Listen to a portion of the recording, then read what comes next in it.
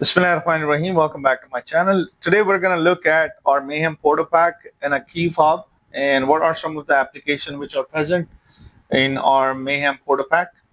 This is a very cool application where you can do a replay attack, and you can also look at the rolling codes of these Keyfobs that are available to us.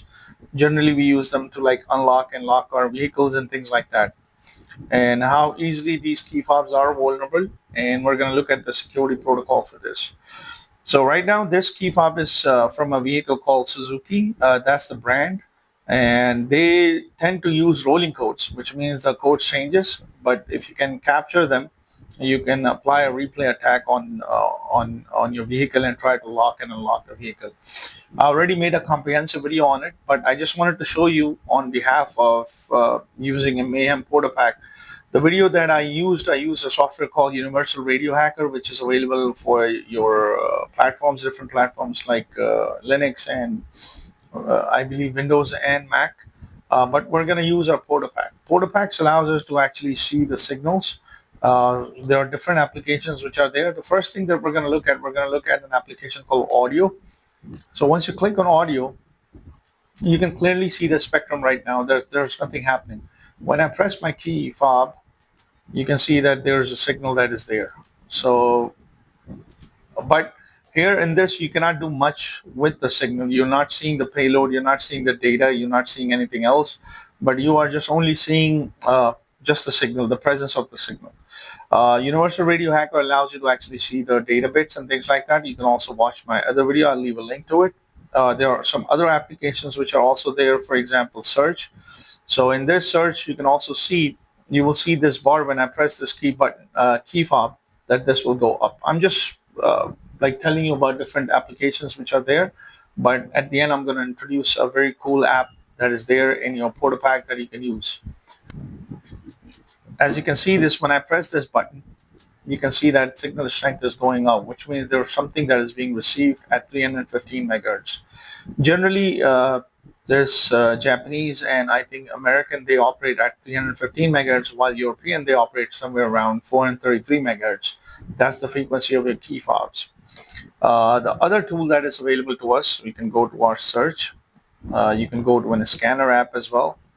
The scanner apps also allows you to actually search for these. So you can also notice the bar as well.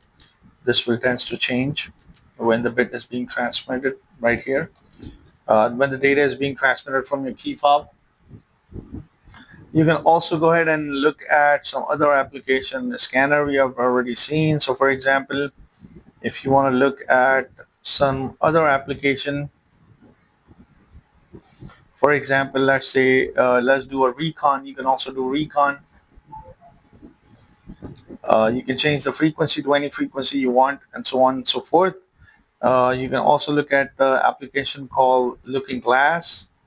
Looking Glass, you can set the frequency as well to 315 megahertz. So for example, if I were to choose this frequency to be 315 megahertz, which is the frequency of my key fob, and you can select a max frequency of, let's say, 316 megahertz. Once the spectrum get populated, I'm going to press the button, and then you guys can see the presence of your signal.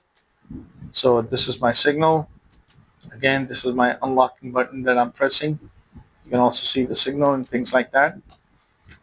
So this is one of them. The other application which is there is called the replay attack. You can also change the frequency here. You can also save this frequency. So for example, clear this 315 megahertz, and you can press this and you can save this frequency as well, and so on and so forth. So you can like capture this frequency, and then you can do a replay attack on it. But the other app that is there, which is very interesting, is under receive, and you can go to sub gigahertz or SubCar, and you can press on this, and you can select your frequency, and you can select two modes. So for example, the first one, let's try AM. AM basically mean ASK. So when I press my key fob at 315, there's no data that is there. Now, once you select this to FM, notice that you have the frequency coming in. You have your data type, you have bits, you see the age, how many bits are there. That the age actually tell you when when this was last seen. So when I press it again, so when I press this unlock button again, you can see this data is being populated. And then after, so once you get the same data, in this way you can actually find out which data was, like, played again and again. So this is, so keep pressing it, you'll see this. Now you can also go inside of this. So for example, when you click on this, you can see that what type was it. So this particular app actually support a vehicle like Kia, Suzuki, Subaru, and BMW. You can go to the wiki page and you can find out. So here you can see that what button is being pressed, what type of a data was there, what type of a data type was there, what was the serial number, and things like that. You can also go back and you can press the log button again, and you can click on this one again.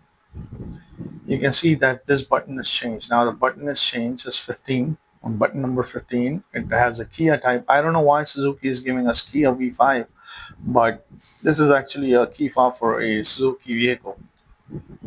So you can actually see what type of a data is there and things like that, how many bits are there. So I think it is using like frequency shift keying. That's why I have to select FM. But when I tried it with, let's clear this, and once you clear this, when I change the mode to, let's say, AM, nothing is being captured using AM mode. So this actually works on FSK. So you have a wiki page for SubCar. You can go to Mayhem Firmware/wiki to actually find out more about this app. So in this way, you can actually see the data, what kind of a data that is being transmitted from your key fob and things like that. So I hope you find this video to be helpful. If you guys have any questions, just leave it in the comment section, and please don't forget to like and subscribe to my channel, and thanks for watching.